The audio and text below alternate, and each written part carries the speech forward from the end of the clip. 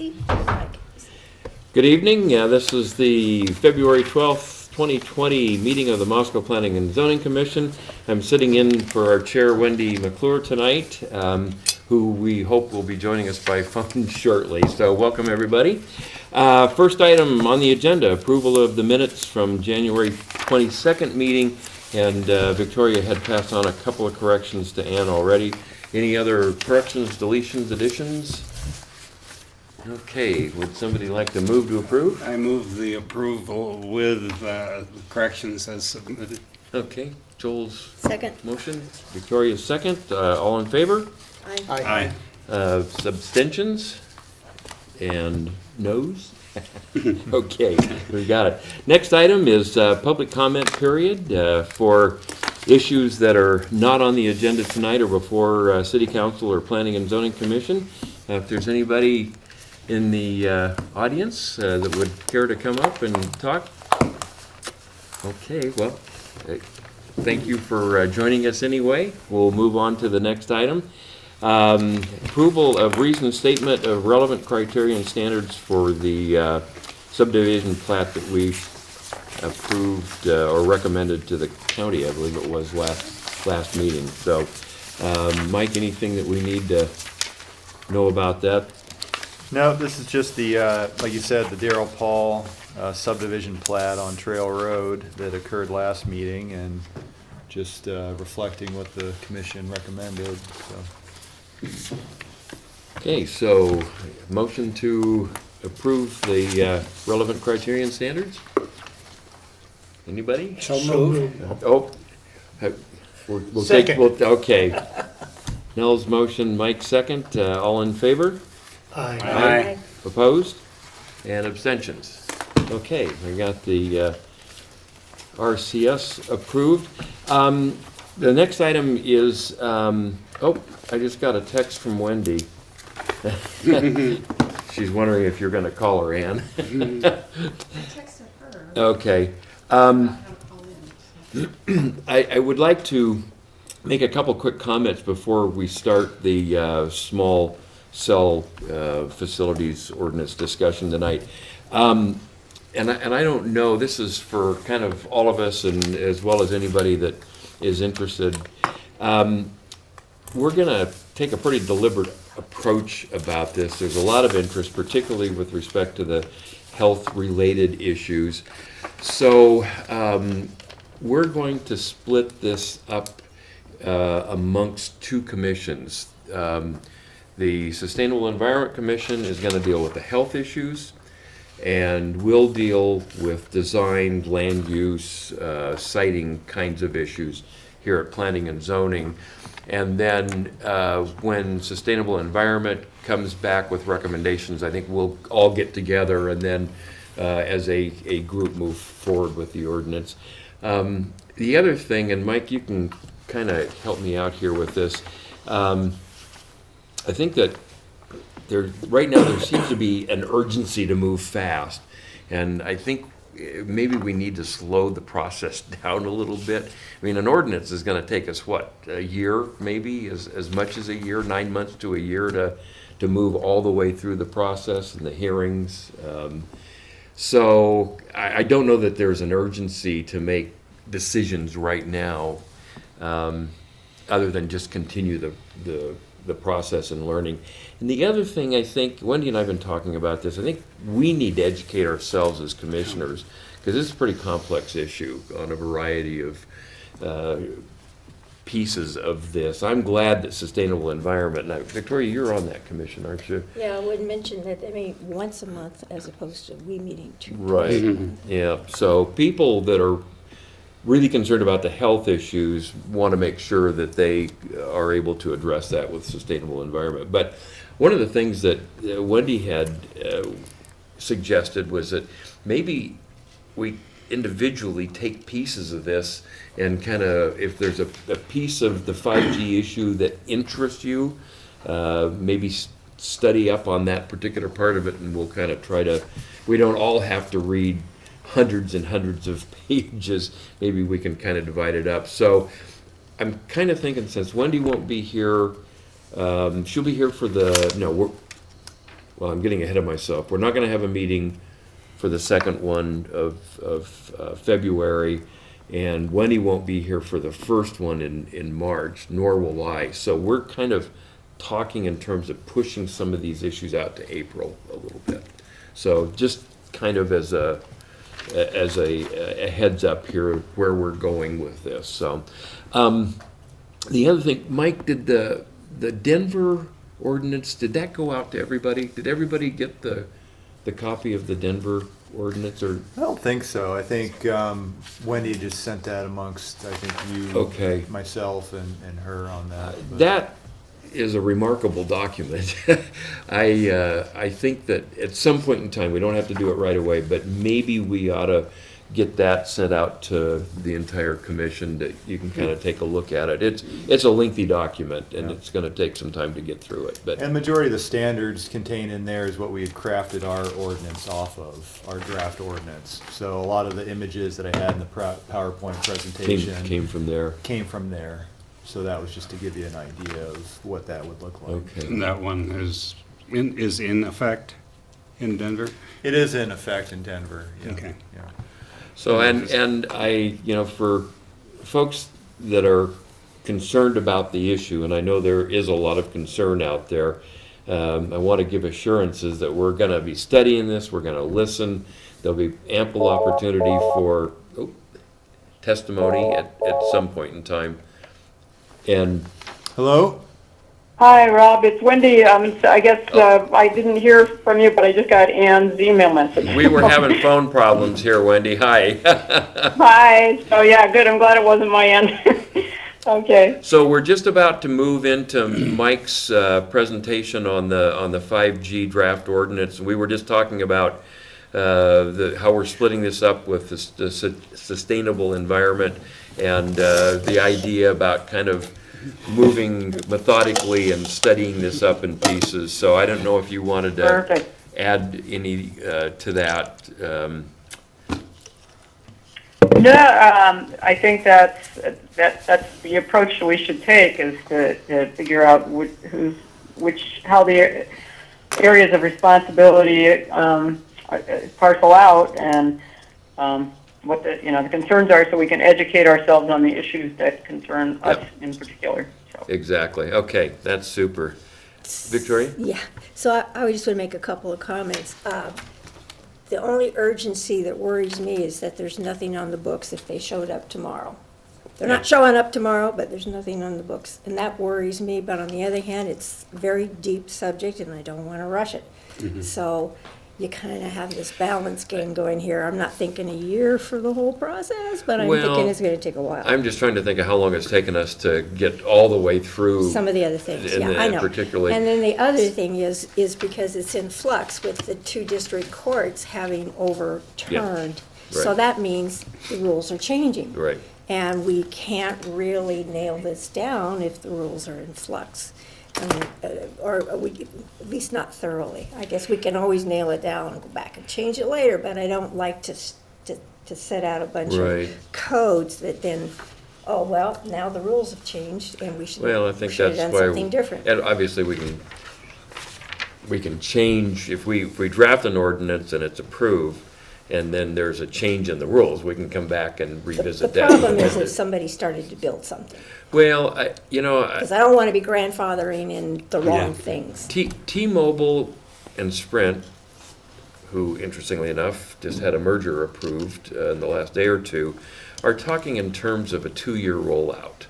Now, that doesn't mean that it's going to happen that quick. It might be sooner than that, but I'm kind of looking at this, that particularly for rural areas like this, we're not going to be their priority. So when they're talking about, they actually made a quote yesterday, or maybe it was today, that they plan to cover 97% of the United States in 2 years.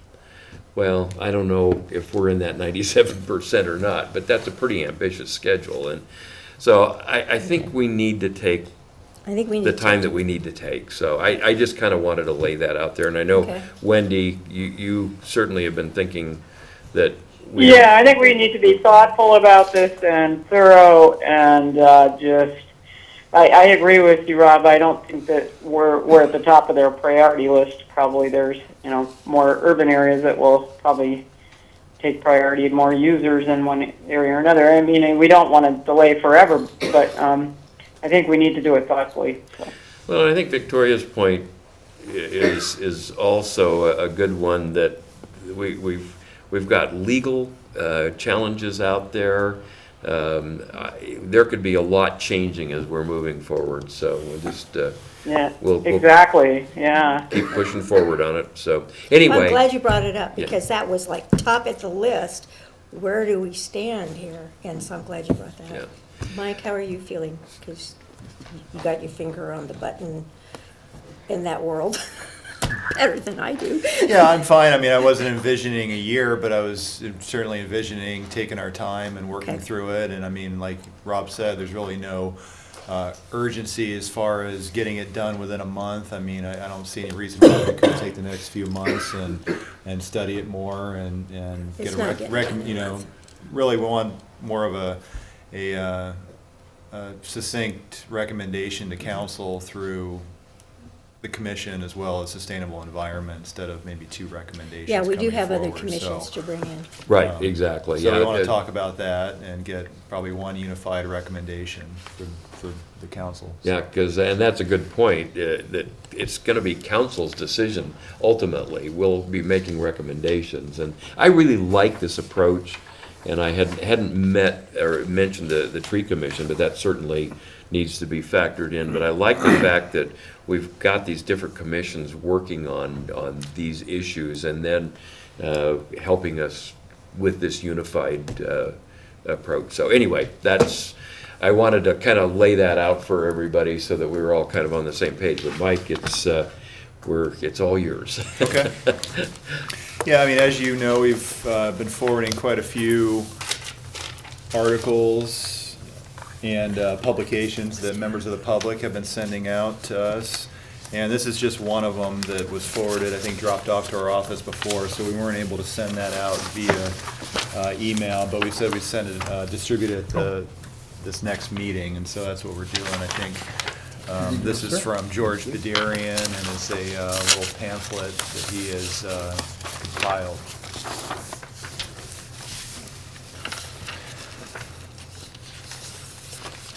So at the last meeting, we went through, so we've kind of established a baseline as far as our draft ordinance, and we can amend it from here.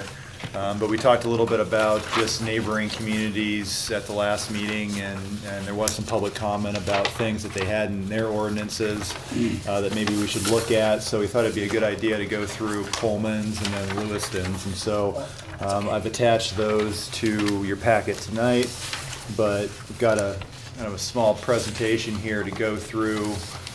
Essentially, I mean, some of those chapters are fairly large, and it's hard to understand if you don't look at the stuff every day. It took me a while to go through and understand exactly what the regulations were being proposed in Pullman, as well as what's been adopted in Lewiston. So just looking at Pullman first, they end up going through a couple different categories of small cell facilities. The first one is a major facility.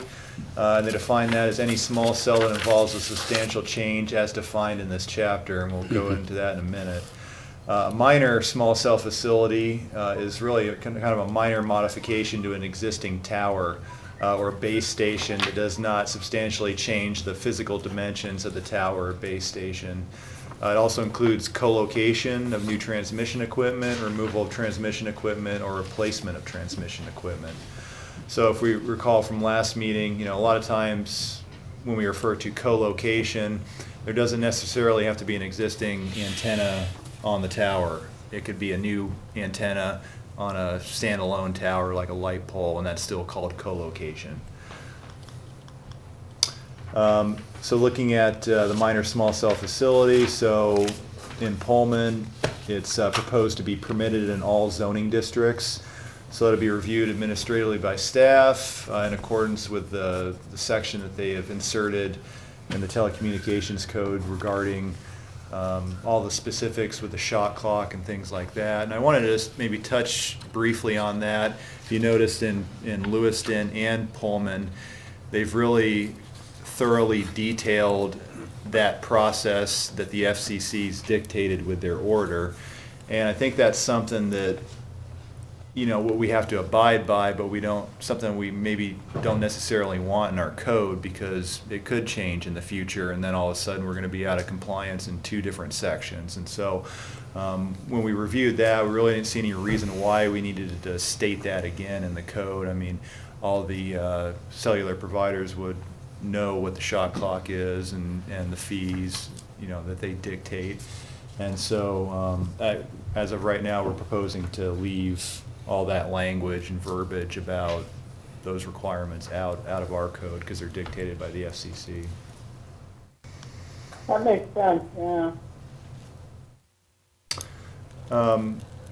So a new antenna assembly that involves modification of existing tower or base station. So this is kind of what we already said. So they do have design and concealment standards that apply for minor small cell facilities. And then we get into the major facilities. So those are only permitted in commercial zoning districts and industrial zones by right. And then there's a conditional use permit for the other commercial zones, which would have to be reviewed by the Board of Adjustment. So typical process that we go through, a public hearing before the board. And it's actually prohibited use in all residential zones. So really only co-location of a smaller scale is allowed in Pullman's proposed ordinance in residential zones. Going through major small, so this is really what dictates what a major small cell facility is. A new antenna assembly that involves the construction of a new support structure. So this could be a light pole, could be a telephone pole, could be a standalone support structure that just accommodates the antenna equipment. Defeat of the concealment elements of an existing support structure. So having to pretty much break out of the existing threshold of the support structure by a certain amount. Inconsistency with any conditions previously applied to the existing support structure. For towers outside of the public right-of-way, an increase in the height of the tower by more than 10% or by more than 20 feet. The addition of equipment that provides from the tower by more than 20 feet or by more than the width of the tower at the level of the added equipment. So this would, would be protruding in a certain distance away from the tower, and that would kick in that major requirement, which small cell, it's likely that it would not protrude that far. For other eligible support structures, an increase in the height of the structure by more than 10% or by more than 10 feet. Addition of equipment that protrudes from the structure by more than 6 feet. Or the installation of more than the standard number of new cabinets, and so that's not to exceed 4 cabinets, which are the shrouds. And then for towers in the public right-of-way and base stations, installation of any new ground cabinets if none are present at the site. Installation of new ground cabinets that are more than 10% larger in height or total volume than existing cabinets at the site. And then the design and concealment standards also apply to major small cell facilities. So just going through, there were a number of design standards. I just picked out kind of the notable ones. Some of the other ones were standard, like painting the tower the same color as the natural environment that surrounds it. I didn't go through those, but I did pick out, like stealth and concealment technologies required. So that's similar to what most other jurisdictions and what we're proposing. Primary equipment enclosures shall be no larger than 17 cubic feet in volume. We're currently proposing 28 cubic feet. Antenna enclosure limit to 3 cubic feet in volume, so envisioning that cylinder on top of the telephone or light pole can only be 3 cubic feet in volume, and that's what we're proposing as well. Lewiston has that standard also, so that's pretty, just looking at other, like Denver and some of the other jurisdictions, that seems to be fairly common as the standard for maximum antenna size. Mike, the 28 cubic feet versus the 17, what's the rationale on the larger? It's a big difference. Yeah, it's a big difference. We had just, I think, arrived at that standard from Denver. I think it's the same as Lewiston. Okay. Um, we'll have to go back and look at what we're proposing in our ordinance of the different standards, Okay. but there's a number of different ways that you can achieve that, whether or not they're hanging from the utility lines or they're attached to the side. I think a lot of those are going to be limited just by the amount of shrouds that you can have Right. on the poles. So we can go back and take a look at that in Okay. our section. For existing poles. Did you know whether Pullman, what were they using for their guide? Did you talk to anybody, or we just, do you have any idea who Pullman is copying? I don't know who they were using for their guide. No, I just got a copy of what they were moving forward in their public hearing for their small cell. Do they hate Seattle, do you think? Only on Thanksgiving. For existing poles, small cells may not project more than 15 feet vertically above the pole, must have architecturally compatible with the pole. So we're proposing not more than 5 vertically and 2 feet horizontally, so quite a bit less than the 15. And they should not interfere with the normal use for which the pole is intended. So if you recall, we have the different sections. So if you're manipulating an existing pole, then that's one of the criteria in that section, is that if it's a light pole, the shroud can't interfere with the lighting of the public way. So they have a similar statement there. Small cell facilities that are not within the right-of-way shall meet the minimum primary structure setback requirements of the underlying zone. So we don't really specify between right-of-way and private property. So that's maybe something to think about, whether or not we want to make that distinction for some reason. Can we back up there, because I don't understand why we would have these towers on private property. I mean, the right-of-way along the road and everything. Where's private property come in here? If I'm a homeowner and you show up at my door saying you're gonna put a tower out front, I wanna know why. Well, a lot of it's going to be the existing antenna support structures, which could be anything, right? It could be a building downtown. So somebody can put one on the side of the building. I think there was a section, I don't know if I put it on the presentation, but it was similar to a pole meeting, like blending in with the natural environment. It was, and if any type of antenna for small cell is attached to the outside of the building, then it has to be comparable to the color of the building and blend in. And so that was another one. Mike, I guess I would be speaking here, and probably Nels too, from the point of view of the Historic Preservation Commission, but we have a National Historic District, and we're going to allow them to stick these things on the sides of the buildings? I don't know. I flagged that when I was going through the two ordinances, because they both show some concern about historic districts. So I don't know if we want to figure out some kind of remediation for that. And, Wouldn't you think, Wendy, we have to just worry about the tall buildings, I think, primarily. And Right. so, of course, the one, we only have really one tall building in town, though EMSI is gonna build a building as tall now. Yeah, so that would be, I just was looking at stuff on campus. I was noticing the other day that the proliferation of stuff hanging on the tower on campus is quite significant, isn't it? is. Yeah. And God only knows it's not the most beautiful Nope. color. So, that's a thing we could take pictures of, and if to make comparisons, hadn't looked at it for several years, and things have grown. Things are hanging on the Wallace complex or on the Theophilus Tower quite. Yeah, a lot of the macro cells end up going in Theophilus Tower. I think it's Right. probably one of the largest buildings, and then downtown, the McConnell building McConnell is the one. is the Yeah, other one Wendy, that's it. downtown. That's the one we need to watch. Well, and I noted that too, because I don't, just putting a shroud around the wiring and the equipment is certainly better than having it out there raw, but it still is a big detractor to a historic facade.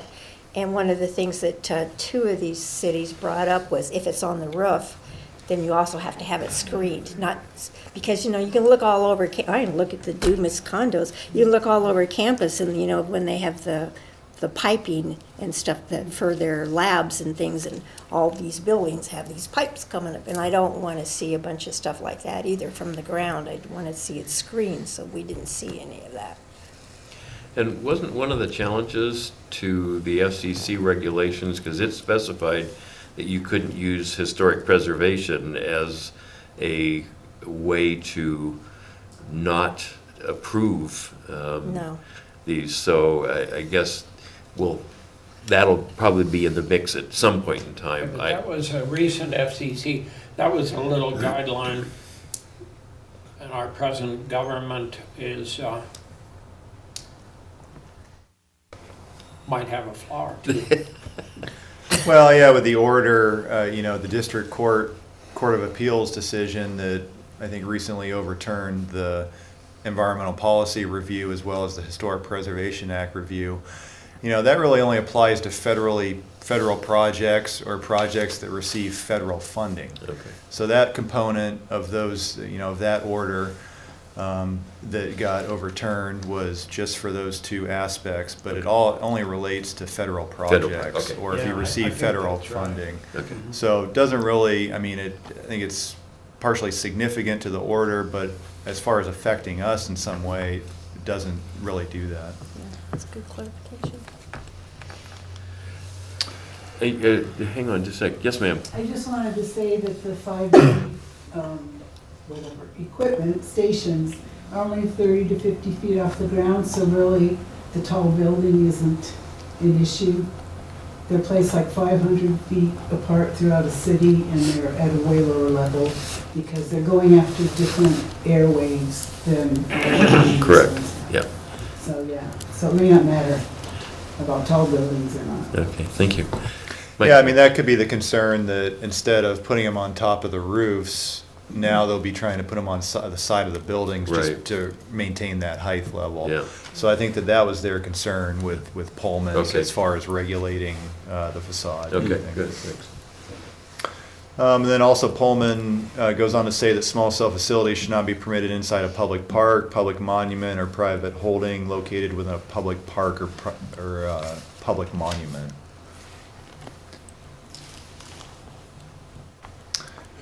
And then they have. We don't have that anywhere in ours, right? We don't have that currently, no. And do we want to consider that, don't we? Well, I think we need to consider it, whether it'll end up or not, yeah, but for sure, I think that has to be part of the discussion. And then they have a distance threshold, so not be located within 250 feet of other small cell facilities, unless the applicant demonstrates there's no other location that can accommodate or is sufficient to meet the wireless service needs. So this would be similar to our distance that we're proposing is 250 feet. We don't really have the flexibility language in there about demonstrating that no other location could accommodate, so you know, possibly something to think about. And then also, you know, looking at Pullman's as well as Lewiston's, they did have a statement in there about just declaring, so applicant shall submit a sworn declaration under penalty of perjury signed by a radio frequency engineer with knowledge of the proposed project, affirming that it's going to pretty much be compliant with FCC regulations as far as human exposure to radio frequency emissions for the frequency at which the small cell facility and associated wireless backhaul will operate. Existing franchisee applying for a small cell permit for small cell deployment shall provide RF certification for all facilities, including the deployment. So, yeah. Okay, so, not that knowledgeable about this. So, these things, I mean, they say, I don't know what the numbers are, that X amount of emission is okay by a small tower, which is going to be one of those providers. By putting 3 of those on a pole, we're putting 3 times of the amount of emission on a single pole going out than we would if it was just one. And if, I don't know what if they're saying, I don't know what the numbers are gonna be. If they're saying X number of emissions are fine and that only is good for one, then if you put 3 on a pole, you've exceeded it. I If don't it- think they compound. I think if it's one antenna that puts out a certain amount and you put one right beside it, it's not like doubling the power of there's essentially just 2 antennas side Yeah, by but both of side. them are putting out emissions.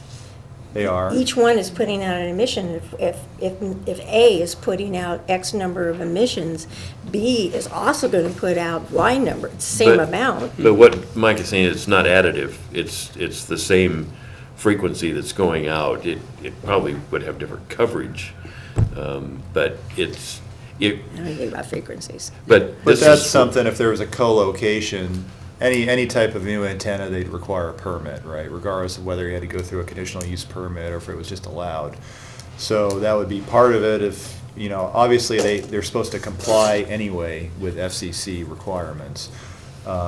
Probably to maintain their license, they have to submit all that documentation. But this is saying that the local government wants proof of that. Yeah. If you had a co-location where you already had an existing antenna on the tower, that would be part of the plan that engineer would submit showing the existing antenna with the addition of their antenna. So Okay. that would have to factor into their report that they Okay. had given. Okay.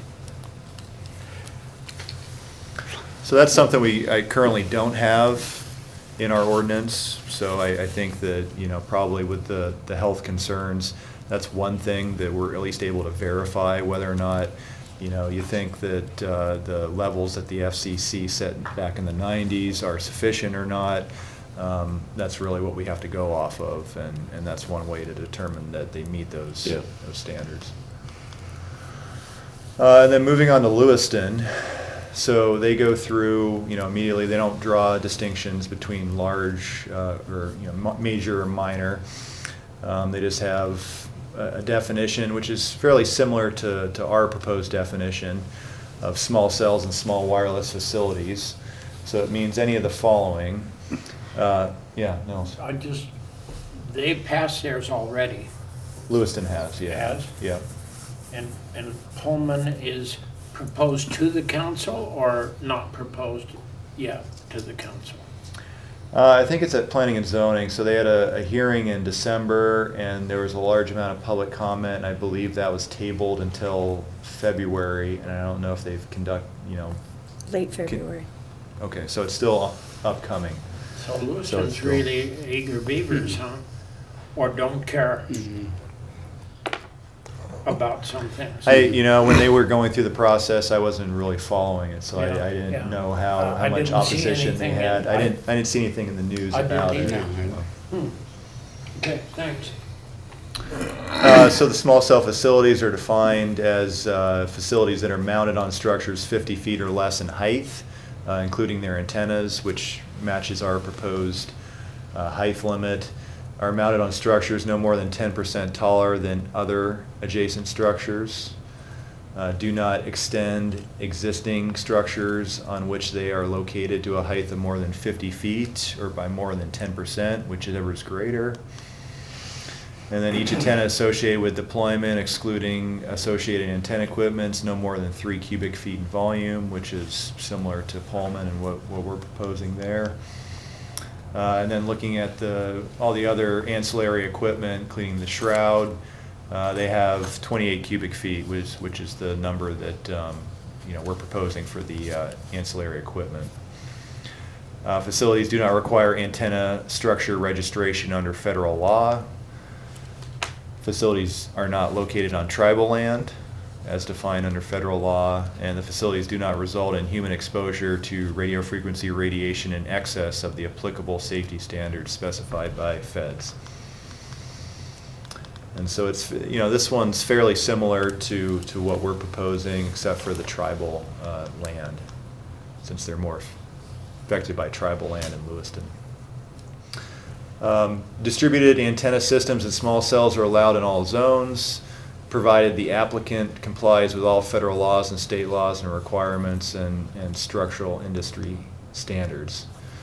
And then distributed antenna system small cells are subject to approval via permits, and so this kind of goes through the permit detailed permit process that we talked about previously. And so there's a couple of different scenarios.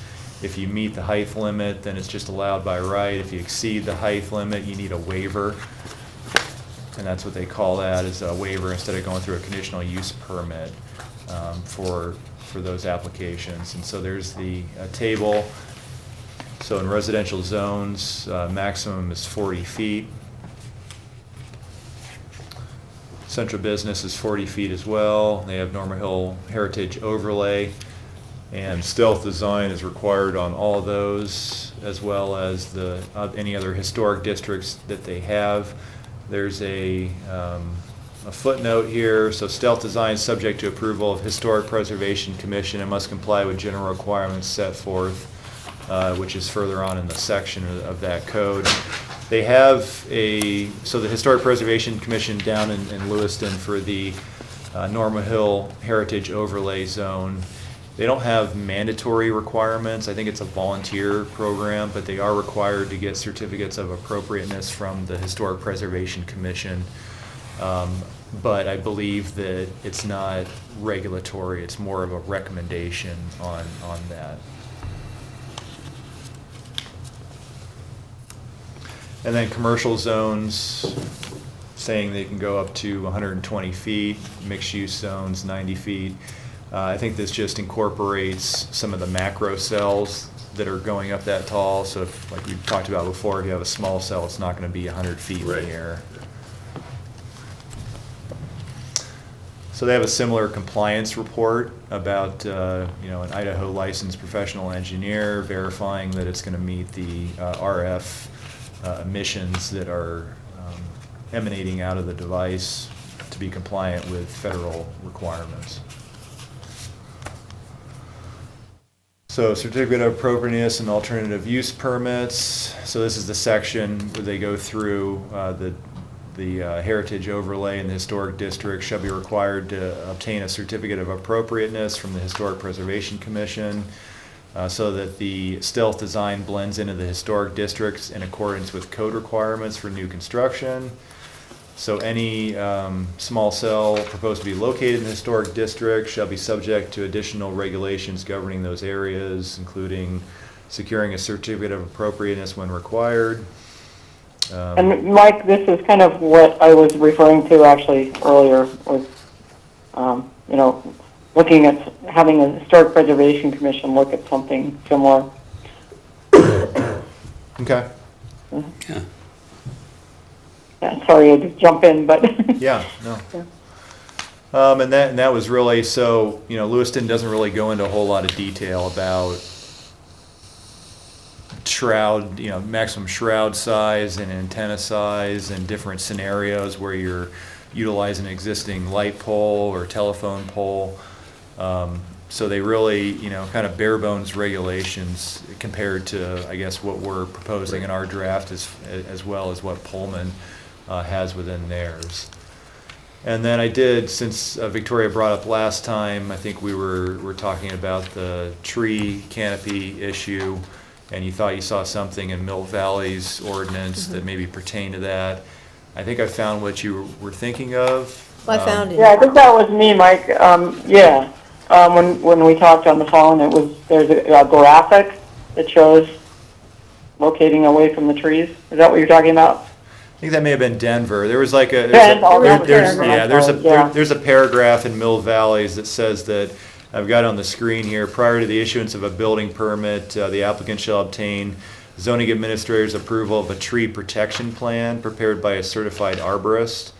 If the installation of the wireless telecommunication facility will be located within a canopy of a street tree or a protected tree on private property or within 10 feet radius of the base of such tree. So that's a kind of an example of what this other community's done and with the concern over, affecting street trees. But so that's really all I have with those two ordinances.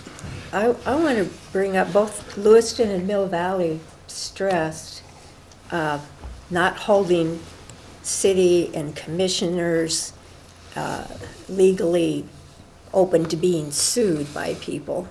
It's called indemnity in Lewiston. I don't know what this, I don't know if the city already protects us in some way, but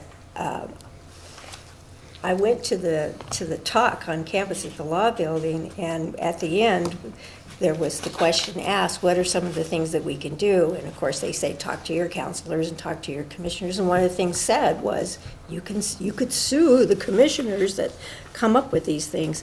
And obviously, Lewiston and Mill Valley have put language in here to protect us. I don't know if we're already protected in some way, but I know I don't I want don't to think be anybody's sued. protected from being sued, even if we put something in the ordinance, but we could certainly, look at that, definitely.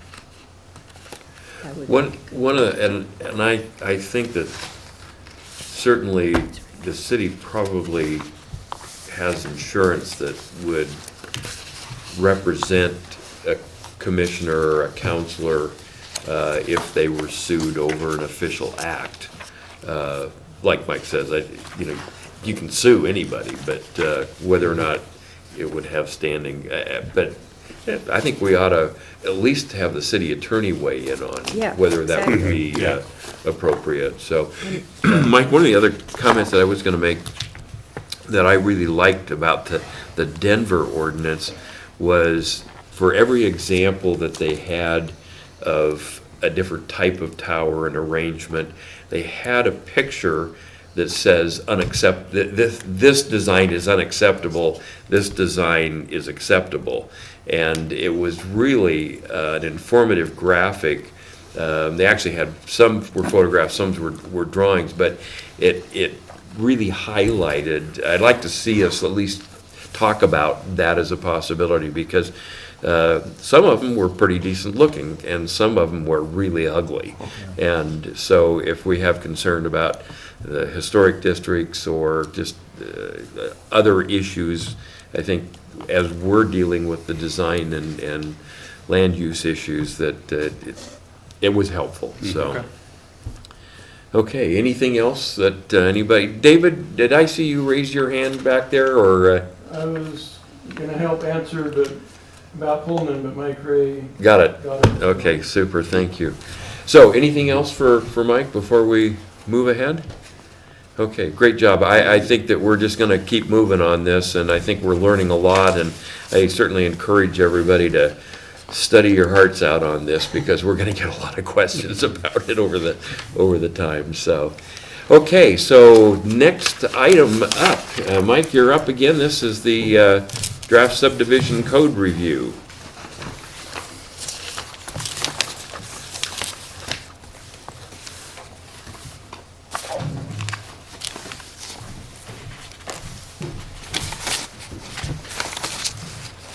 So if you recall, I think the last couple of meetings, we've been looking at just kind of the final draft ordinance after we received the subdivision committee's recommendations. And so we had discussed those a couple of meetings ago, and I think the commission thought that a number of their recommendations were pretty straightforward, and we just go ahead and make those changes.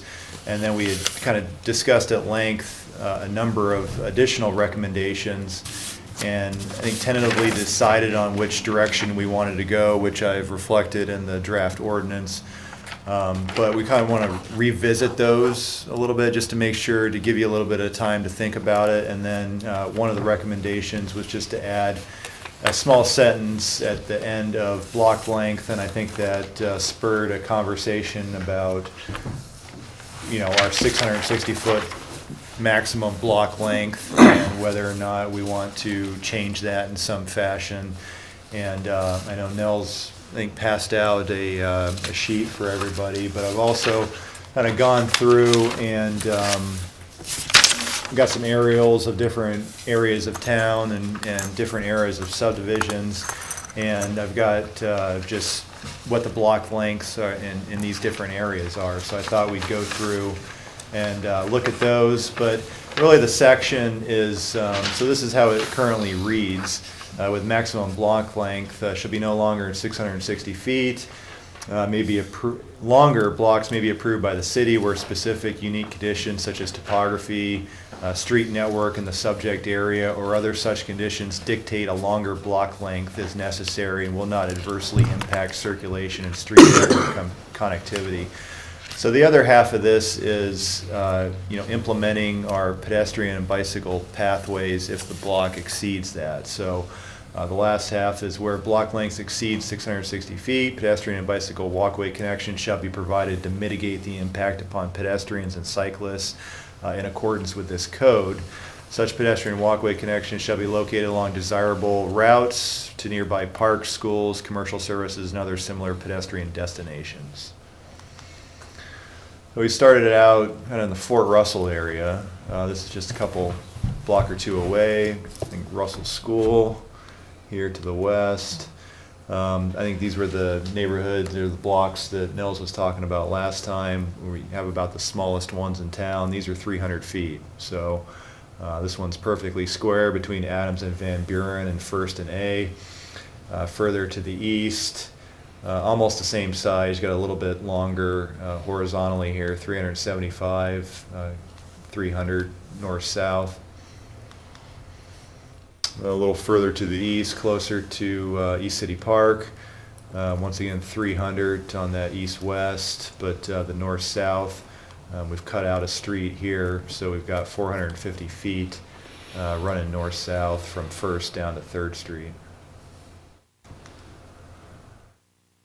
And this is from 3rd to 6th, so we've got a couple blocks there that go all the way down without a through street. Further you get to the east, we do have a street that connects. I think that's probably 5th Street there, connects through. But yeah, 775 feet from the curb line extended of 3rd all the way down to 6th Street. Similar east-west, 375 and 325 there. And then this is kind of the 50s, 60s neighborhood, so east of Hayes Street. So Hayes, Garfield, all the way down to Blaine. I think Lena Whitmore is down here. So similar east-west, 320, and then it goes down to 575 north-south. And a lot of these blocks here are of the same size. And you start to get into a lot of the rolling hills and the topography east of Mountain View, and you can see that it starts to become a little bit more challenging. We have areas where this is one of the rolling hills additions. You have a previous addition that's actually a fairly significant hillside here to the south, and Paradise Creek is somewhere down here, kind of by Meadow Street. So it drops off quite a bit. So we have different property owners. This was Mr. Atani that platted Rolling Hills additions. So we're heading up Mountain Views over here, heading up 6th Street. I think from one of the cul-de-sac intersections here, it's 1,200 feet until this small cul-de-sac where they've achieved a number of lots off of that. And 630 feet from this intersection all the way up to the intersection of 6th and Atani. This is 965 from here. You notice we do have the pathway connections here. And so that was, one of the goals here is to try to codify some of the pathway connection requirements in the code to say that if you have these exceptionally long blocks, then you should put in a pathway. A lot of times that would come through with a condition from planning and zoning or, ultimate condition of approval at the city council. And we were trying to move towards having those kind of design standards in our code as opposed to having to require conditions. Just provides a little more predictability for everybody involved when we have those codified. So that was just one goal there. But yeah, you start to get into the challenging topography in the rolling hills, and it becomes a little bit more of a challenge. Pine Cone, so this is one of the early Indian Hills additions. Troy Highway here, Troy Way, Blaine Street, NRS, LDS Church. So Pine Cone from this intersection with Troy ends up wrapping around, tying into Nylerall, and that's about 1,700 feet there. Same with Panorama from this intersection all the way up to Atani. It's about the same, 1,700. One of the older, I think Joel's neck of the woods here, Orchard, Ponderosa, Tamarack. About 530 from Orchard down to intersection with Tamarack. Tamarack wrapping around's around 930. And Juniper is 400 through there. Looking just directly to the east, Blackwood Estate, so Slonaker Drive. From Mountain View intersections, about 860 to Lanny Lane. So that hopefully gives you kind of an idea of. So some of these really longer ones, 1,700 feet, for example, I mean, I've been over at the area. Would that still have been approved the way we now are writing the ordinance? Yeah, I mean, with the code we have, or what we have proposed, there is flexibility as far as topography. So if you look at that statement, I mean, and one of the, if you see, here's the pedestrian connection that connects to Fairview. I think a lot of people use this for exercise because it's this really long sidewalk and a lot of it is stairs. I mean, it drops off so much off of this hillside here down to the church. Okay. It'd be a real challenge. Usually our streets, we want to limit those to 10% grade, 10 to 12%. So it's really hard to, run a street down that kind of grade without resulting in enormous retaining walls and, Right. and just mass grading. So it really becomes a challenge. But yeah, I mean, so we say that it has to be 660, but longer blocks may be approved by the city where unique conditions such as topography, street network in the area, or other conditions dictate longer length is necessary. Okay. So I don't, as it currently stands, I don't think we have an issue as far as, not to say that we're shooting for 1,700, but yeah, we have some flexibility there just because of the topography that we have to deal with. Okay, good. So what you can see, the concept of a city block, what we're seeing in suburbia may not be a city. In other words, the word block. I agree with you. It's sort of like block doesn't really mean anything when you get 1,700 feet long. So the word block has been Right. used in a strange way. So as a little image, Wendy, I just made a little cheat sheet for people with some square miles and blocks on it, and brought it tonight. And Oh, great. so Yeah. as we look back in history, of course, when we were walking and riding horses, we couldn't go as fast, and there was a tendency to develop a certain size. And so cities all over America, cities where, I'm not talking about inside city limits, I'm talking about where there are buildings and where there are multi-use activities, typically don't have long blocks, as this little sheet says. And there's a little 4-minute YouTube that would help explain it. But what has happened to us, the war came and we got cars and we decided to have suburbia. And we were going to make it cheaper to develop. The more streets you have, the more cost there is. There's no doubt about that.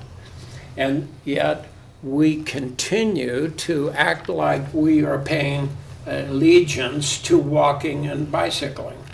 We really don't mean it.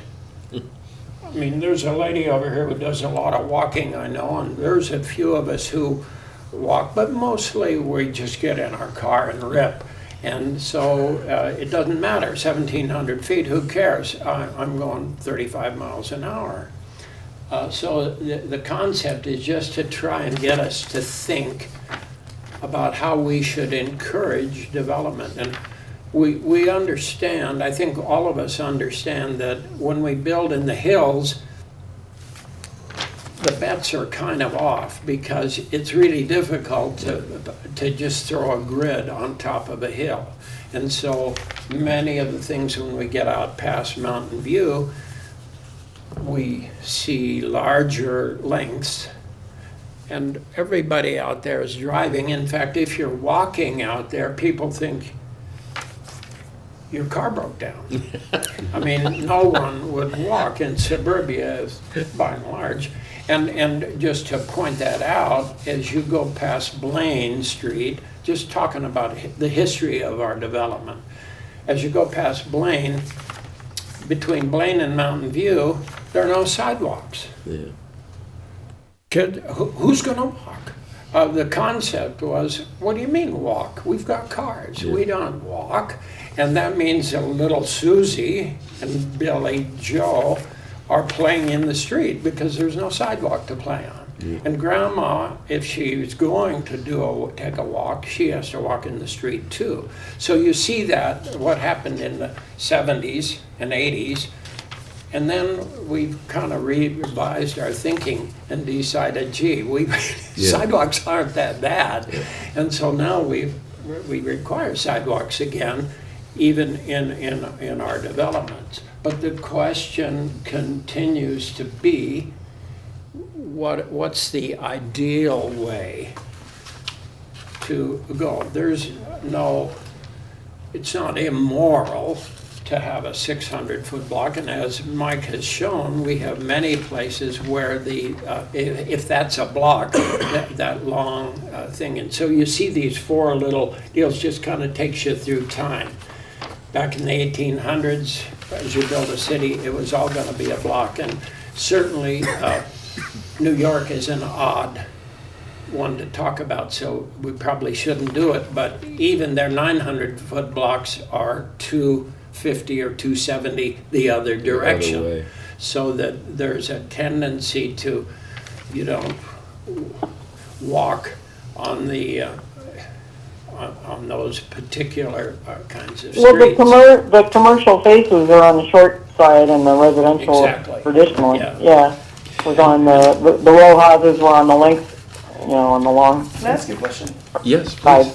So, I'll just play the new kid here because I haven't been around very long. But why do we care about this right now? I mean, what's the We're what are we rewriting, concerned we're about? rewriting our our ordinance.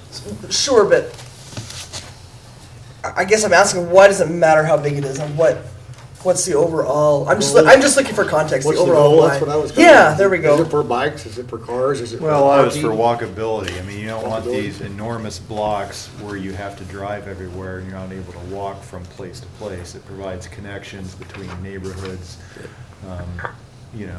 things Okay. like that. To So the we extent- have a multimodal agenda in our city comprehensive plan. It's not just about moving cars, it's also about moving bicycles and people on foot, et cetera. And so we have to consider sort of that whole spectrum of proportion for people to move about the city rather than just how cars move through it. Yeah. So, that block length, people want choices. When you're a pedestrian, it's really tedious to walk 1,700 feet before you have another choice. So Okay, thank you. that's what that's about. So you want to come up with like a feasible maximum block size when you can do that? And then when you get on the hillside, we have to do something else, right? We have to adjust? Well, Well, that's why we've Yeah. got kind of the flexibility it there. allows flexibility. Yeah. But what we're looking to do is what we're trying to do now is get a maximum block size that we want when you can do a block size, or a minimum, or, Yeah, we have a standard that we strive for. This is what we've pretty much always had. So we're not really changing anything here other than adding the flexibility about being able to extend it, which the flexibility for city council has always been there.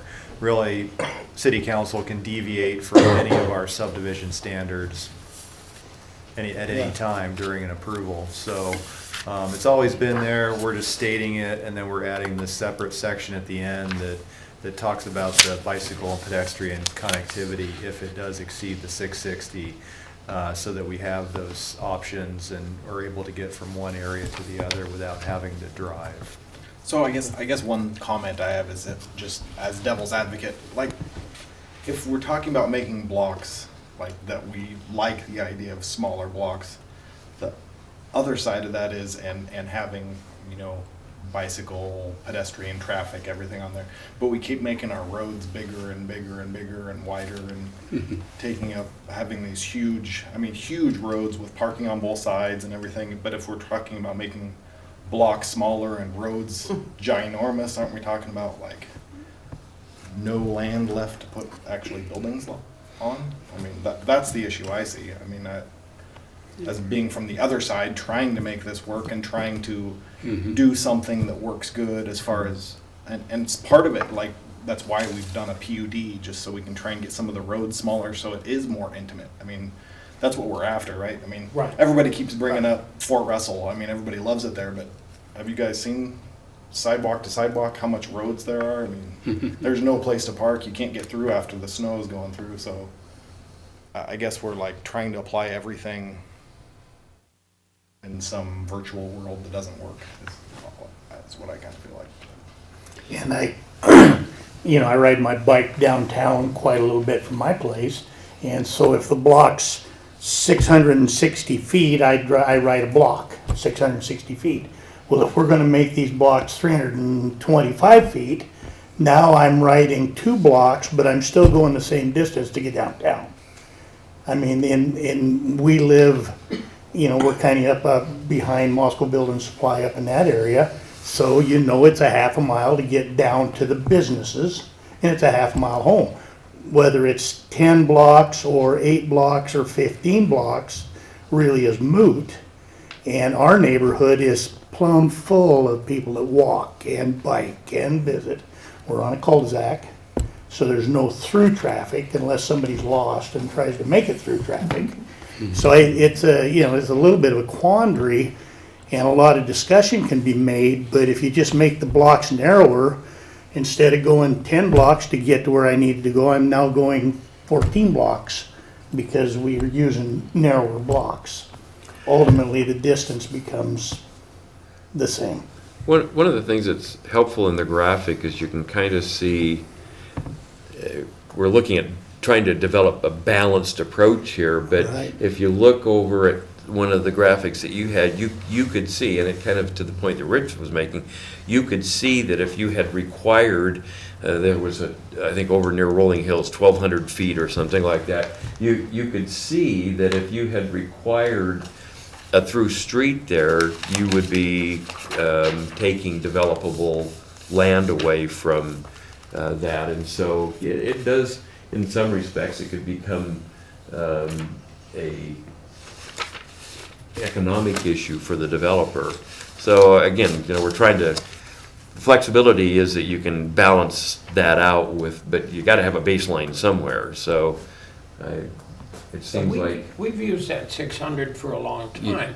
As Mike says, he makes it sound like it was forever. It's been since the war, basically. 600's been around for a long time. It's not it's not the end of the world. On the other hand, if we read our comprehensive plan and we did, in other words, if you're walking, Mike is suggesting, well, I'm just going straight to where I want to get to. He's kind of like a student. He's going to go just to one place. But if you want to make choices, if life's about choices, then smaller blocks, you can turn here and turn there. You can do, in other words, if I think of my own house, if there's a big traffic jam or something goes down, if you're in a place where you could go 3 different ways to get away from where you are and go someplace, that's more choice than if you're on this long, let's say we let it be 1,600 feet. Yeah. And so now you're in this place and a tree falls and something happens and there's a fire. Now you're stuck. You're just stuck. because there are, choices. So it's a kind of a conceptual issue of choice. And I'm not overcome by the 600. I'm not anxious to make it sound like 600 is an ideal. That's kind Right. of where I was Yeah. coming from. And if you would be willing to, I know people could do it at home, but it would be fun to look at that little 4-minute thing, that little, can you do that? Can Is- you just, Do I recall that there's a YouTube copyright issue with us doing presentations that we ran into? Because if we could even, Yeah, at the we very can. least, send it out, well, forward you it can out go home to. and do it yourself. It's not, I just put the name Well, in there. we could adjourn the meeting and then watch it. Oh, I see, okay. Okay, well, Okay. when we're I don't done, wanna it's get only us 4 into minutes if trouble. we can Yeah. set it up. So, okay, that's great. But Well, it's just a Yeah, 4-minute thing, well, and it I like it. tells a little better than what I do. How- Ralph, could you do me a favor and send me a link on that? Sure, just look up, Yeah. on YouTube, just look up, reader the name. It's. What is the What ideal is- size for a city block? Question. Oh, okay, And thanks. it's called Yeah. Cheddar on YouTube, and Okay. it's just somebody who is describing what a city might be, but the person that does it is talking about a city, she isn't going out to the suburbs. Yeah. There's a dilemma, because if you live in New York, there's 400 square miles of city, and you have to drive quite a long ways to find anything that looks like a 1,000, foot block, Yeah. because it doesn't exist. On the other hand, if you're in a village like us, if you just hold your breath for 3 minutes, you're on Moscow Mountain, and so it's it's not the end of the world for us. I just thought it was worth, from an educational standpoint, for all of us to Yeah. rethink the idea of what a block may be. And maybe those things out past Mountain View aren't blocks. Yeah. Maybe they're something else. They're just Country hunks of roads. land, Yeah. developable land. yeah. Well, yeah, I'm sorry, go ahead. Anyway, it's an intriguing topic, Yeah, and it's worth thinking about. Well, And we'll if when if you're on a bicycle or walking, you like choices. If you're in an 18-wheeler, you don't want choices much. You just want to get straight to the parking lot so you can get out, to the mall, and so you can turn around and be able to unload that sucker. Victoria. So I don't have a real good visual here yet, so I'm still trying to think on this. But it isn't just going from 10 blocks from your straight line, 10 blocks from wherever you are to town. A block over, 2 blocks over, somebody else is wanting to go to town too, and not wanting to have to backtrack and go way up here to find an intersection to then take the 10 blocks or whatever. So it's not just choices. You're not always on that straight line. You're trying to come in from another side. It's maximizing connectivity. You kind Yeah, of have it's to balance maximizing, it with and so you with can, efficiency of developable land. I mean, there's sort of the push and pull in both directions, and yeah. Well, let me ask, my impression is that we're not proposing that we're gonna make a change No. to this maximum length that we've agreed to in the ordinance, right? I like the fact that we're kind of educating ourselves about this sort of stuff, but am I correct in assuming that we're agreed that that's the length of blocks that we're gonna put in the ordinance? Is that kind of, are we all in? That's what we proposed. Yeah. Really up to the commission, whatever they want Right. to recommend. If they I'm want happy to leave it there for the Yeah, moment. I am as well. Yeah, so. me too. And the other thing is, as long as we have that capability of, you get too long, put a pathway through somewhere, Yeah. then That's an I'm far important less piece. concerned about the length of the block. Yeah. Because then you have, then the kid trying to go down to the park that can walk there versus mom's gonna get in the car and drive all the way around to get them over there. That's the difference, having that pathway. So Mike, are we far enough along on this that you're ready to take it to public hearing, or do we still have some? I think so. There was just a couple more I'm sorry. items here that I just wanted to get confirmation again. We talked about the lot division process. So if you recall, we were proposing to make a shift from going from 4 lots. So we had that awkward process that we currently go through where we go to Public Works Finance Committee, and it's a lot, it's a public meeting, but not necessarily a public hearing. And 3 members of the council essentially make a recommendation to the full council, and they decide on lot divisions. And so we were proposing, and you're allowed to do up to 4 lots, or essentially creating 3 lots out of 1 lot, or I guess 4 lots out of 1 lot. And you're able to do that process. It's a little bit more abbreviated than the typical subdivision plat process. But it just has a host of issues with it. And so what we were proposing to do is go from allowing 4 lots to go down to just one lot, and take that away from that process and just be administrative approval where staff would mail out notification to everybody within 600 feet. And the committee's recommendation was that they would like to keep it at 4 lots instead of the 1, but still go with staff review and approval on that, and reduce the notification distance from 600 to 300 feet, which is pretty consistent with state law, but we go above and beyond. We go 600 for most other things like rezones and subdivision plats. In my mind, that 600 is, if we like a 600-foot block, let's keep 600. I mean, in other words, you're not even gonna stay within the block to notify people when something's happening. We're just gonna have half a block get notified. But you like Come 300 on. better. That's, so I think the 4 lots is great. I dig that. I would stick with the 600 on notification. I think we don't hurt ourselves by including more people in.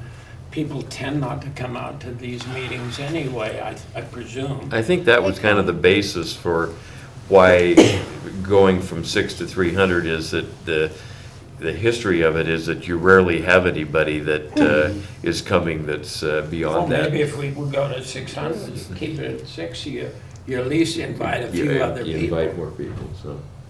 Well, as I recall in the discussion, and I was one of them that was adamant on keeping it at 600. I want it consistent throughout the coding. I don't want one piece of the coding going to 300. And as you say, it's not that much distance in terms of making sure everybody gets notified. 600 feet isn't that much, and you should have that many people. It's only 6 seconds if you're going 60 miles an hour. Yeah, and the committee wanted to be able to take a lot and divide it into 4 by the zoning administrator, and we talked about the zoning administrator only being able to divide the lot into 2, not 4.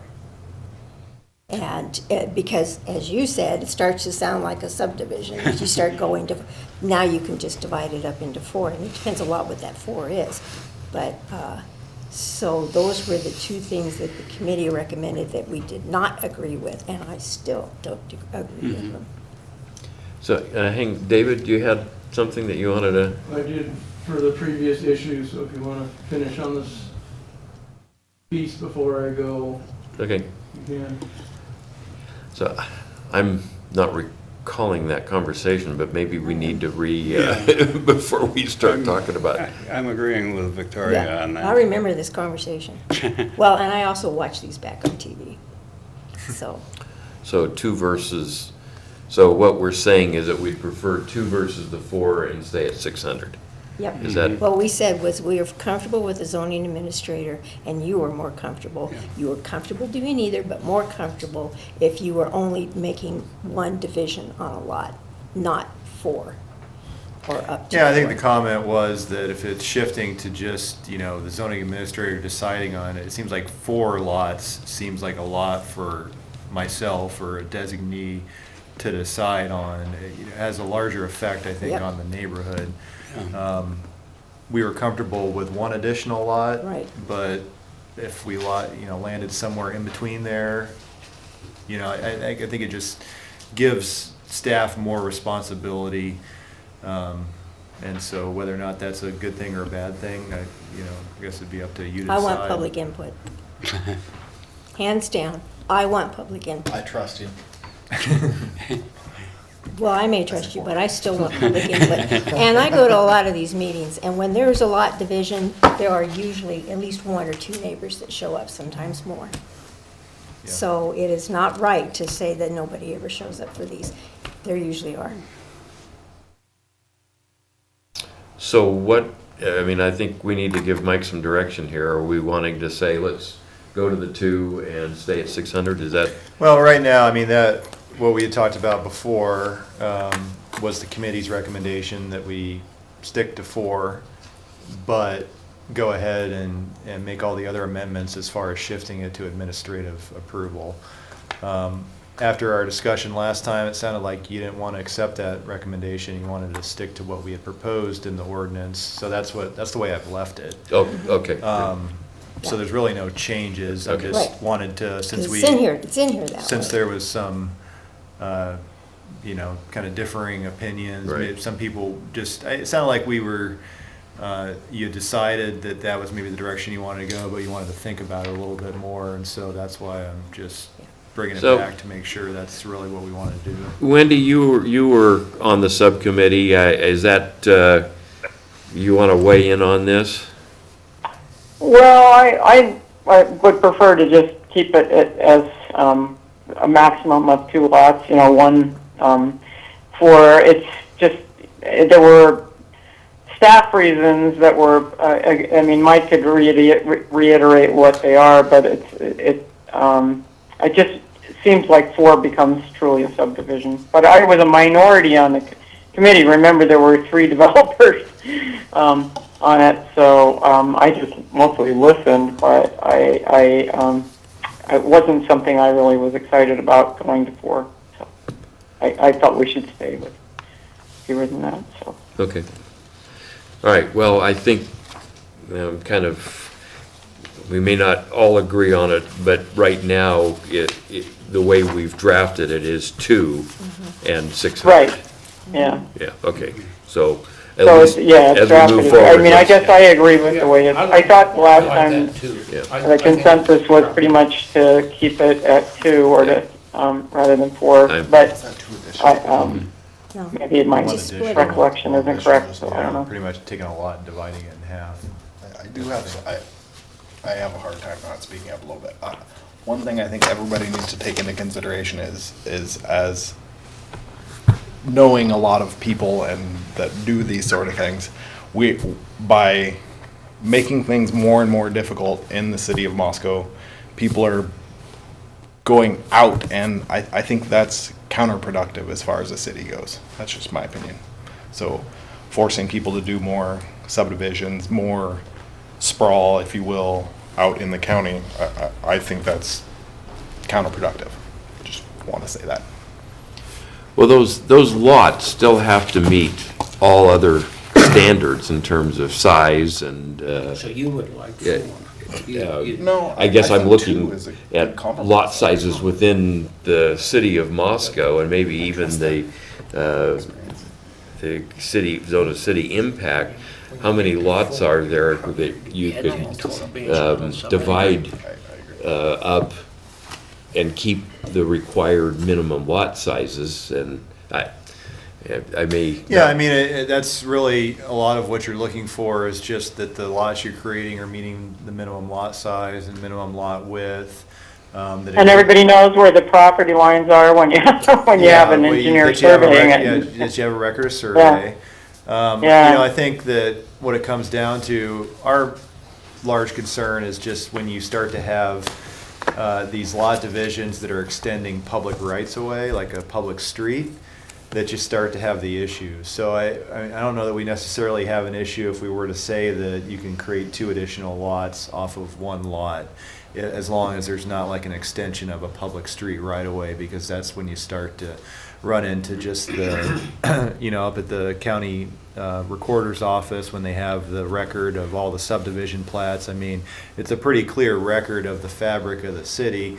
When you start to do lot divisions, there's gonna be these gaps where you don't have Indian Hills 6 subdivision and Indian Hills 9th. You've got this blank area that just says record of survey, and you don't necessarily know where the roadway starts and ends there without pulling the record of survey. So that was our kind of concern, is just with the extension of a public street right-of-way, processing the lot divisions they create for and extend the street as well. So Well, would there be a way of writing it both ways then, where if it involves the need to extend a public right-of-way, that it would be limited to just one division, but if sure, it's, yeah, we could do that. We could go more. and so it expedites it if it's not extending the right-of-way, but I agree. I think, when we start losing the public record, it really gets messy. What happens if there's a dispute sometime? It's I don't know. Well, So yeah, I mean, if we wanted to that's not a bad compromise. draw that distinction Yeah. and allow more without, if isn't the extension of the right of way. I think that makes good sense. Yeah, Yeah, that's what I was proposing. I could live with that. If it's Okay. an underutilized lot somewhere that's really big, I mean, Sure. I can throw out a few examples, Sure. but it made good sense. Sure. Where the right-of-way is already established and it's Yeah. not to, wouldn't be in dispute or confusing and not on the, not in the public record. So will we say that if you didn't have to extend the street right away, it'd be 4? If you did, then it would just be the one additional? Yep. Okay. Yeah, I mean, do you see any other related problems to that approach? Because to me, that seems like a compromise that might work, so. Yeah, I mean, I think we maybe talked about that early on as a possibility, and, I mean, we certainly thought that could be, a solution. Okay, I like it. Okay, go with that. I'm okay with that. Okay, well, I'll take a shot at that, and we'll bring it back next time, Okay. and then if that looks good, we can go ahead and move forward with public hearing. The only other one was the corner lot. So we initially had this in the draft, that just because of all of our time spent trying to help people fit house plans on corner lots that were just the minimum lot size, and you have the additional setbacks that really limit the building footprint, we were going to require that the corner lots be 10% greater than the minimum lot size, just to accommodate that. They had recommended we not do that and strike that requirement. I think last time the commission wanted to keep it. So just bringing that up again to make sure that that's what we wanted to stick with. Okay, good. It just sounds to me like people, purchase plans that should go on any lot, and then they find out that they can't make it work on a corner lot, and so they start using staff time to rearrange things. And I don't think that's right. I think it's not that staff aren't there to help people, but it's a more general purpose, not a sort of one that is inherently plagued with problems because people, don't understand the limitations of a corner lot. It just seemed to make sense to me to have it be larger. Yeah. So. Okay, so Mike's going to bring this back to us, I guess one more shot before we go to public hearing. And before we move, David, you had a comment that you wanted to make? A few quick things on the block side part. Mind coming up and speaking into the microphone, Dave? Yeah, why don't you? David Hall. That one might not. You can probably just pull a chair, sit at the table here.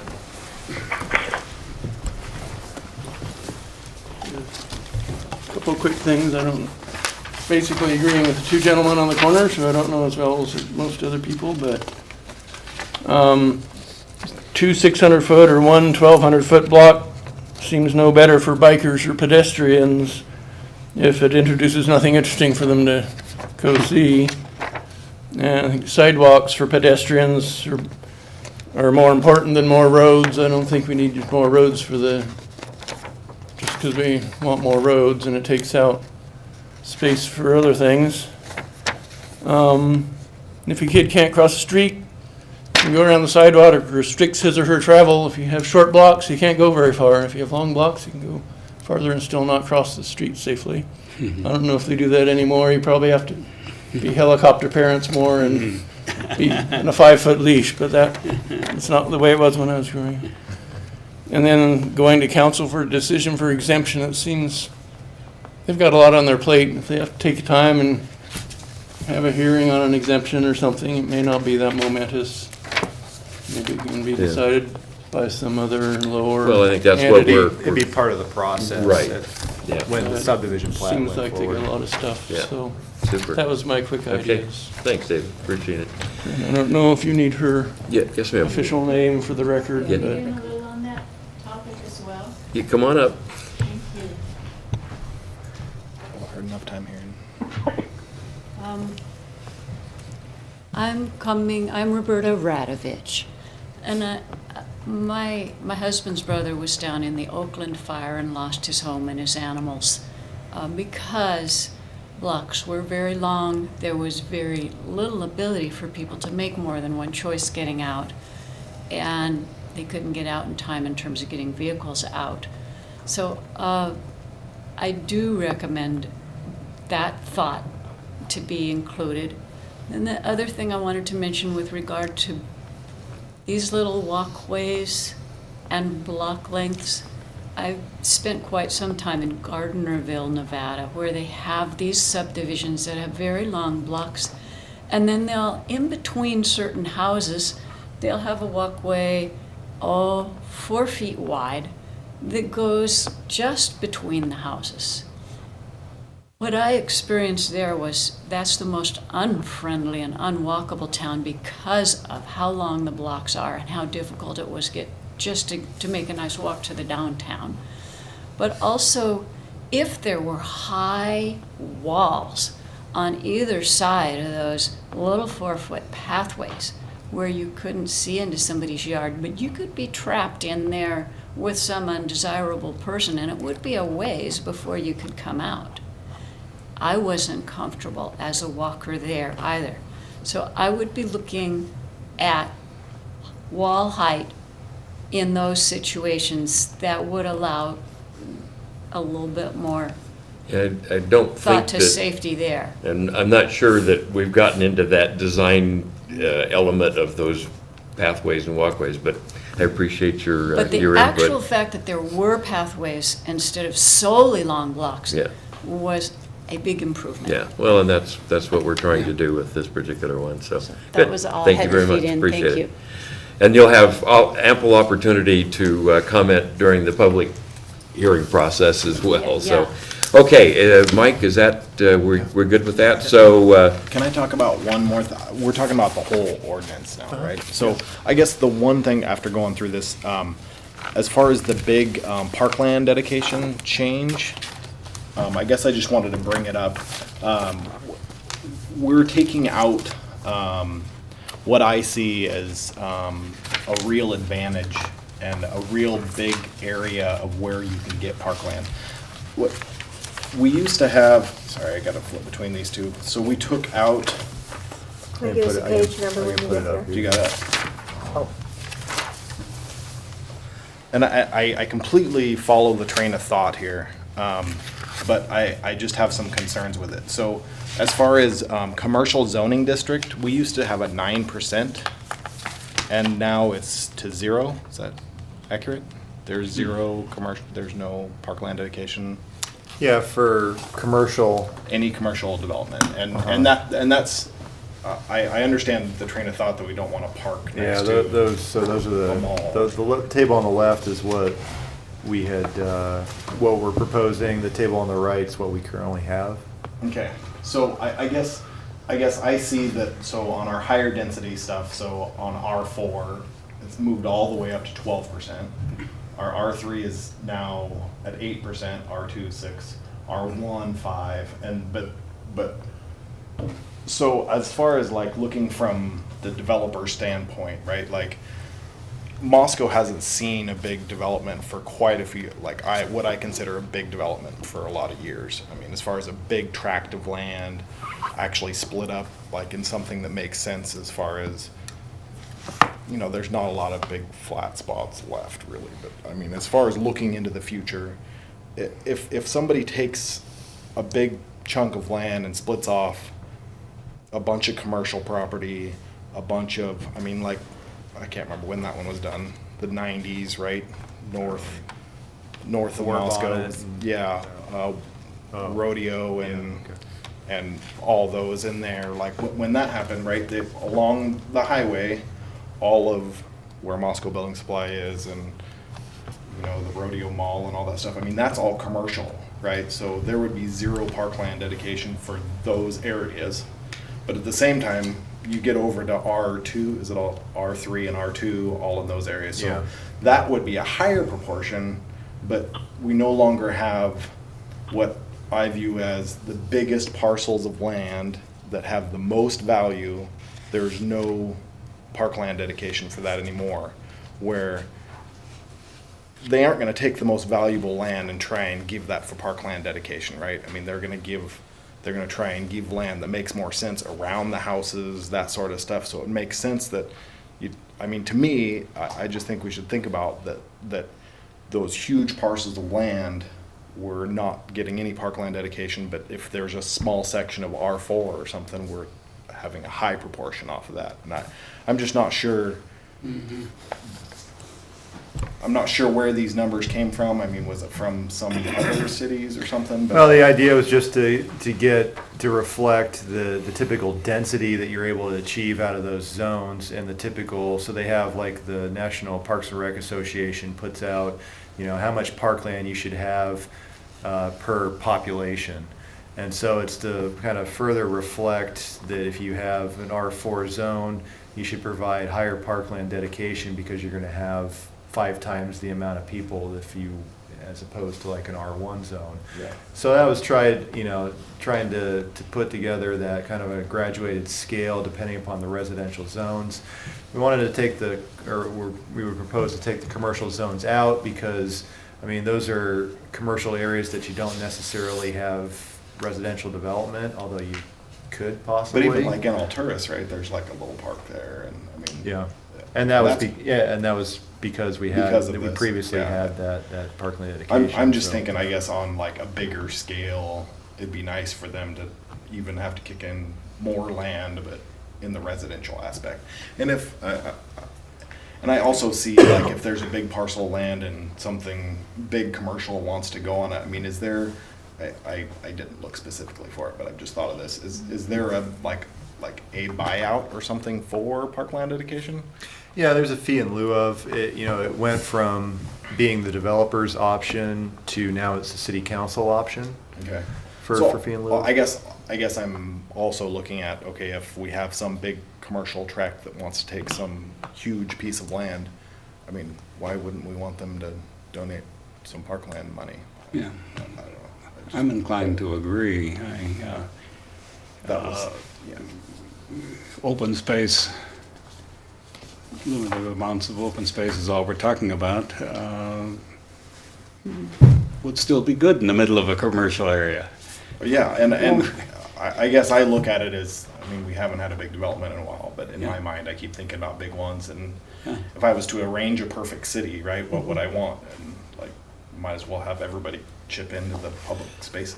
So, Mike, since we got, Well, I Go was ahead, going Wendy. to say, when we went through the comprehensive plan and it was a couple of years ago, we had a discussion about this, and I remember raising the issue that Moscow is deficient in overall park proportion of land dedicated to parks compared to other cities. Mike probably remembers the numbers there, but we don't meet the standard. And we perceive we have all this parkland because we have a university, but it's not park, it's a university. So that's a great idea, maybe, to be able to expand our proportion of parkland and to get closer to what it should be. So I don't know. I think, yeah, it's an interesting thought anyway. yeah, I was just thinking, since we're gonna be bringing this back before we go to public hearing anyway, Mike, would it be a problem to maybe look at some other examples where the commercial, Yeah, let me just make sure we don't have any type of issue legally with Okay. requiring that, but we could certainly look at putting it back in. okay, all right, well, thanks, Rich. I like the idea of if it's a large development and it's a portion of it's commercial and a portion of it's gonna be residential, allowing the commercial aspect of it to, in essence, trade some of the residential land to meet this park requirement, or make the cash in lieu of portion of it in balance with what the cost of the park and shit ought to be. Hey, I could understand that. I could see a trade, I could see a swap, I could say, well, we don't have the ability to put it right here, but we'll buy this piece of property right next to it and make that our parkland requirement. And because I agree with Wendy, we need more parks and we need more places. Yeah, This would be a wonderful way to do it if we can meet the legal requirements and yeah, well, don't put an undue burden on commercial development. let's take a look at it. Now's the time to Okay. look at it, so. So, and parkland is not just parks, right? It could be community gardens, Yeah, could be, I mean, often it's a swale, which is, at least you can take your dog or your Frisbee over there. But I would like us to focus like on parks, but it isn't just exclusive to parks. And at some point in time, we talked about trying to encourage community gardens and things like that too. okay, thank you, Mike, thank you for input for everybody. Joel, you're up next, transportation, sorry, spring that on you. The Transportation Commission will meet at this table tomorrow at 4. And I regret to say that I have not looked at the agenda. That makes for a quick report. Okay. Mike, any announcements? Just that we're planning on canceling the next meeting. Oh, yes, So thank we you. wanted to talk about,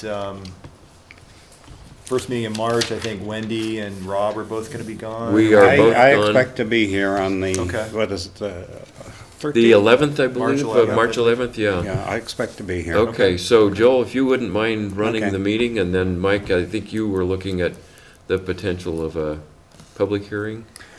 It won't be a public hearing, it'll just be a review of A a review. final plat. We've got a Okay. final plat, then we have another application for a RV park Okay. expansion. So, we have a couple items that we just wanted to take care of, Okay, so. well, yeah. I don't know, maybe, maybe it'd be a good idea, since we know that at least two of us are gonna be gone, maybe just do a quick email out for everybody for that meeting for a quorum. So we'll make sure that we got enough here to hold the To run a meeting in meeting. advance, yeah, so. Okay, anything else for the good of the order? I guess we'll adjourn and then see if we can get this video up that Nels was talking about. So, thank you all much. Okay, well, I'll sign off and good night, everybody. Thank you, Wendy. See you, I guess we aren't meeting again in February, so I guess I won't see you. We'll see you at the end of March. Yes, indeed. Second meeting in March. Thanks, Wendy. Have a good trip. Good, safe travel. Thanks.